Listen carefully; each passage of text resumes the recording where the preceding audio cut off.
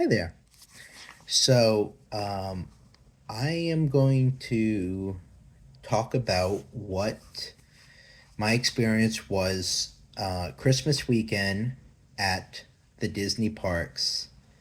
The flip side to the other video that I did, which the last video I did was the best, top 10 best things. It's going to be the top 10 worst things that I experienced over the weekend. So, I'm going to put an addendum out there right off the bat that says this was my experience. Um, you can come to Disney in the holiday season and have a fantastic time. Don't get me wrong, I had a good time. A lot of the stuff that I mentioned on my top list were magical, they were fantastic.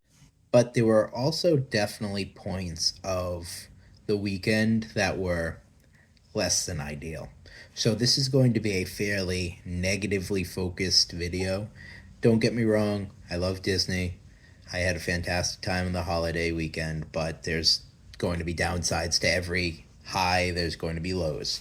So, without further ado, I'm going to talk about the top 10 worst things that I experienced Christmas weekend in the Disney parks, actually going on Christmas weekend. So, number 10 was the security. The security in Disney is important, right? They're there to make sure that you are safe. They are make sure that there's nothing that could happen to you in the parks that they aren't going to check. Security is important. I'm not saying that the security guards themselves or the people that man those stations aren't good people. I'm just saying that the security procedures were rough on Christmas weekend. And let me explain. So, one of the days we went to Epcot and it was raining. So, for whatever reason, most of the people, so the line got backed up longer than I've ever seen in terms of that for getting bag searches and things like that. Now, every time I go to a park, I get my bag searched. Every single time. It's more than likely because of this guy who's giant tin insulated, or like the probably four of these like battery packs that I bring all in the same area. It sets it off. It always is a, hey, check out this person. I've come to expect that now. I almost always walk to the side whenever I walk through. It's more of the exception than the rule at this point that I'm not getting my bags checked. But the thing that specifically made it rough this weekend was because it rained one of the days. And apparently, when it rains, not apparently, when it rains, people bring umbrellas. Duh. But apparently, the material that is in umbrellas sets off the metal alarms almost every single time on the metal detectors. So, what security has advised is basically you have to walk out with the umbrella as far out in front of you as you can, straight up and down, and walk through. Now, that's that was said a couple of times while I was there. So it was a message that was delivered. Security did a good job in that respect. But the problem is that either it wasn't said consistently enough so that every single person walking through the security system knew that, or some people don't speak English, or some people don't, that's not their primary language. So it was tough because that material that's in umbrellas sets off the alarm. So the I kid you not when I say that I waited 30 to 45 minutes in the security line to get my bag checked. And when you are planning rope drop and you have a 30 to 45 minutes unexpected backed up at security that destroys so much of your plans that morning. So it was very tough to go about hitting our rope drop plans when I spent so much time in the security line. And it was because people had umbrellas in their bags, they had umbrellas like in their coats, or they had umbrellas down by their sides. And I feel like if it's a known problem that during rainy season or whenever it rains, that umbrellas are going to set off the alarm, there should be an additional check that transpires before the main security check that says like, "Hey, do you have an umbrella on you?" And if that just means someone stopping every single person and say, "Hey, you got flagged to have your bag checked. Do you have an umbrella on you?" If they pull out an umbrella out of their thing, you should be able to pass the umbrella to someone or put it in a box, walk back through, and see if you set it off a second time. Because it was so backed up that, like I said, that 45 minutes was critical for rope drop.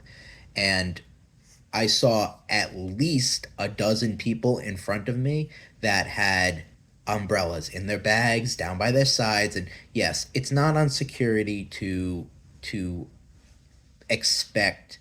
It's not on security to basically handhold every single person that walks through the line. But what should be done, I think, is there should be an additional check on days that it's raining and you know people are carrying umbrellas to say, "Hey, do you have an umbrella on you?" before they get to the security checkpoint or before they get through into the bag checking area. Because if they say yes, like I said, put it in the bin, go back through. That very easily could alleviate a lot of that buildup. So that was my number 10, was just dealing with that security situation. It was really rough, and that 45 minutes was critical, and it hurt big time. So number 9. Wow, this is gonna be a real negative list. So number 9 is children. There were a lot. So you go to Disney, there's a lot of kids. I've said before how magical it is to see people who have never experienced a ride before go on these rides and just be awestruck. That's not the kids I'm talking about. The children that I'm talking about are the ones that you've probably seen them. Everyone has a matching shirt that says your last name squad. They have matching shirts, and there's like 8 children to 3 adults kind of thing, right? And those are the type of situations where those kids run wild. They do whatever they want. And again, it's on the supervisors, whoever the parents are, or whoever's supervising them, that should be keeping these kids under control, but they don't. So it is like letting a kid run free reign in a candy shop, because Disney is, if nothing else, an eye candy shop. So there was kids running hither and thither throughout people. I saw kids, 2 different kids pulling the arms of an adult in different direction while walking through crowds, the busiest season, right? And it was crazy. I saw kids have extreme meltdowns because, again, the lines were so long, everything. I saw kids lose their minds over not getting, was it a corn dog? Was it popcorn? I don't know, something minimal. And again, you kind of come to expect that in Disney. There's a lot of kids and things like that. But wow, was it rough this weekend? Like when I say that kids had free reign, it was rough. So yeah. So number 10, I've talked about the security, and number 9, I've talked about children. Great, I'm off to a fantastic start. But again, these are things that diminished my fun from the overall thing. And there are things that could be avoided, right? It could be security implements these different other things, knowing that there's problems in place. And for And for the children, just have parents or guardians or supervisors or someone that is keeping an eye on these kids, because you don't want them to run free range in Disney. It's magical for you, it's magical for them, but there's other people there that are magical. So be respectful. I think that's what it boils down to, is that a lot of these situations people were not respectful, and they did not help keep their children to be respectful. So, number 8 was all the Wish junk. Wish is the new Disney movie, and it was everywhere. Like, prime real estate location for all the merchandise was Wish this, Wish that. And don't get me wrong, I went and got my Wish free promotional piece of art because I'm a pass holder. But Wish, from everything I've seen about it, not a great movie. And it's tough that that is being pushed so hard, because there was a lot of things that could have been placed in better merch placements. Like, I saw things over that weekend that I was like, this is really cool. Why is this hidden away in this little, I don't know, alcove kind of pop up thing? Whereas Wish is front and center. It's new. I know Disney really wants to push Wish, but Wish is not that good. Just accept that it's not a great movie. People don't love it. Let's move on. And you know what? I'm not even going to talk about the Wish stuff anymore. I'm moving on. So, number 7 is Ratatouille. Oh boy. I've talked about Ratatouille before. I've put up videos about Ratatouille before. And I don't like Ratatouille. It is an extremely long line in Epcot, because it's a very popular pavilion. France is always packed. It has great food, it has great breakfast things, it has Belle, and I think it has Aurora as well that comes out there for meet and greets and things. But Ratatouille is not a good ride. It is a family focused ride, but it's not worth the wait that it ever turns into. Like, sometimes I think this weekend we waited in the Ratatouille queue, and it ended up being like an hour and a half, maybe 2 hours, which is not worth it for Ratatouille. It is a quick little ride. You sit down, you smell the scents, and it's like it doesn't do anything super exciting, just drives you around, and that's it. It is a cute family ride, but it is not a good ride, in my opinion. Like, I'm not a huge Frozen fan. I would ride Frozen Ever After every day over Ratatouille. So much so that, like, I wrote it before my wife got here, and I said, I'm gonna put this out there. Depending on what you say for Ratatouille today, like, can potentially mean that we don't go and ride it anymore.